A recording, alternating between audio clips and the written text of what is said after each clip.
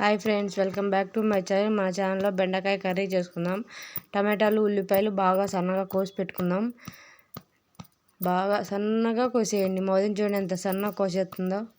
Stove on చేసి పెనం పెట్టేసి పెనం హీట్ అయ్యాక ఆయిల్ వేయండి. ఆయిల్ హీట్ అయ్యాక తిరువాత గింజలు వేయండి. అవి వేసినాక కొంచెం వాటిని బాగా చిటపట అనివ్వండి. తర్వాత కరివేపాకు వేసేయండి. అది కూడా కొంచెం చిటపట అనాల. తర్వాత ఉల్లిపాయలు వేసేయండి. ఉల్లిపాయలు కూడా బాగా వేగనివ్వాలి. బాగా వేగిన తర్వాత టమాటాలు వేయాలి. టమాటాలు వేసిన తర్వాత కొంచెం ఉప్పు వేసేయండి, రాళ్ళుప్పు.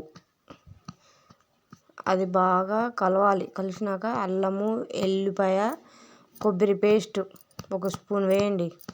సరిపోయిద్ది, ఎక్కువ అవసరం లే. అది బాగా అలా వేపేయండి. బాగా వేపిన తర్వాత కొంచెం పసుపు వేసేసి అట్లా ఆయిల్ అంతా సపరేట్ అయిపోయేంత వరకు వేపేయండి. తర్వాత కొంచెం కారం వేసి దాన్ని కూడా బాగా వేగనివ్వండి. తర్వాత వాటర్ వేసుకొని బాగా వాటర్ వేసిన తర్వాత బెండకాయలు వేసేయండి.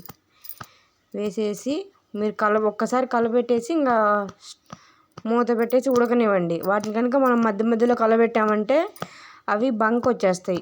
అలా చేస్తే రావు. చూడండి, మొదన కూర చేస్తూ మధ్యలో ఉసిరికాయలు కోసుకొని ఉప్పు కారం వేసుకొని మరీ తింటుంది.